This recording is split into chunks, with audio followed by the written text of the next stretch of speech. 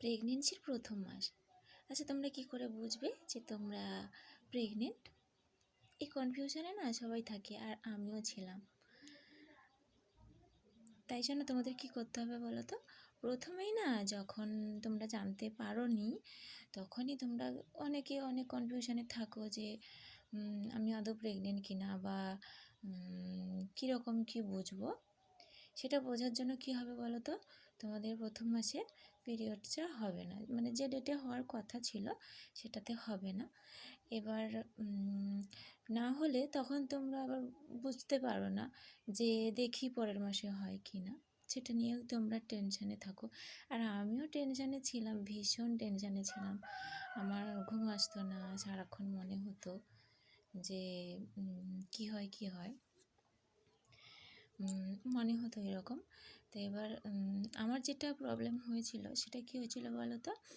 প্রথম মাসে না খুব পেটে ব্যথা করছিল, প্রচণ্ড পেটে ব্যথা করছিল, আমি থাকতে পারছিলাম না। তলপেটটা পুরো একদম ব্যথা যন্ত্রণা করতো আমার, মানে আমি থাকতে পারতাম না। বাধ্য হয়ে আমি তখন ডক্টরের কাছে যাই। ডক্টর তখন প্রথম মাস কিছু বলতে পারছিল না। ডক্টর বলছে যে টেস্ট করতে হবে। এবার আমি প্রেগা নিউজ দিয়ে টেস্ট করি। তখন আমি জানতাম না যে 48 দিন না পেরোলে ওটা জানা যায় না, আমিও জানতাম না। এবার তোমরাও এটা মনে রাখবে যে 48 দিন না গেলে তোমরা কিন্তু কেউ টেস্ট করো না। প্রয়োজন হলে 2 মাস 3 মাসের পরে টেস্ট করো, তারপর তোমরা জানতে পারবে। এবার আমিও করিয়েছিলাম। এবার তখন আমি বুঝতে পারিনি, কারণ আমি করিয়েছিলাম, কারণ তার আমার প্রচণ্ড পেটে ব্যথা হচ্ছিল। আমি ভেবেছিলাম হয়তো আর অন্য কিছু হতে পারে, টিউমারটার অন্য কিছু হতে পারে। প্রচণ্ড পেটে ব্যথা হচ্ছিল, আমি থাকতে পারছিলাম না, শুতে পারছিলাম না, বসতে পারছিলাম না, মোট কোনো কিছু কাজই করতে পারতাম না আমি, প্রচণ্ড কষ্ট হতো। তারপর আমি টেস্ট করলাম, টেস্টেও ধরা পড়েনি তখন।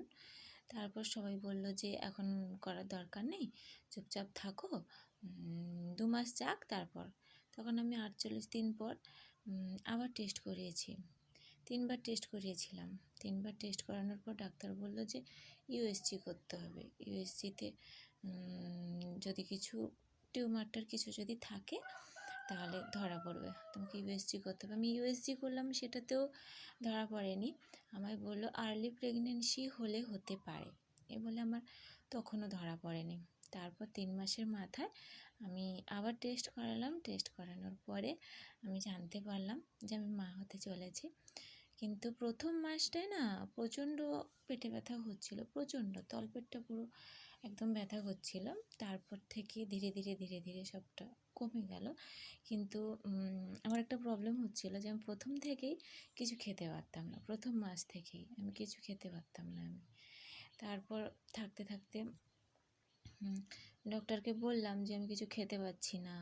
ডক্টর বলছে যে ও সবারই ওরকম হয়, একটু আধটু হয়, ও পরপর ঠিক হয়ে যাবে। এবার গা বমি বমি হতো আমার, না বেশি সন্ধেবেলা করে বমি হতো, জানি না কেন, ছেলে হবে বা মেয়ে হবে আমি জানি না।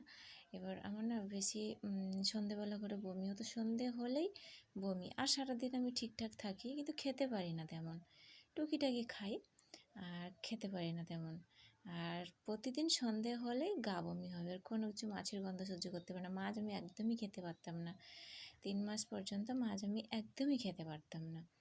3 মাস পরে একটু একটু খেতাম, টাটকা মাছের টকটা রান্না করলে খেতে পারতাম, আর নাহলে খেতে পারতাম না আমি।